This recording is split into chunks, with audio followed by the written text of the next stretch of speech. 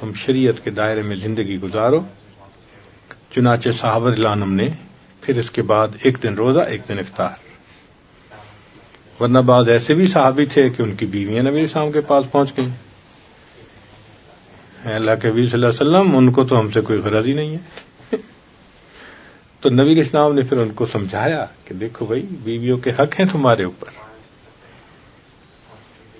حتیٰ کہ عمر لانوں کے پاس ایک خاتون آئی, میرا خاوند ساری رات عبادت کرتا ہے, سارا دن روزہ رکھتا ہے. تو عمر لانوں پوچھتے ہیں کیا مطلب؟ کہتی ہے ساری رات عبادت کرتا ہے, سارا دن روزہ رکھتا ہے.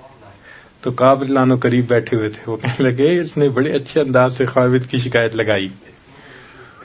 تو وہ کہنے لگے یہ تو تعریف کر رہی ہے. کہنا تعریف تو کر رہی ہے, جو ساری رات عبادت کرے گا, سارے دن روزہ رکھے گا, تو بیوی کے لیے وقت کہاں سے بچے گا؟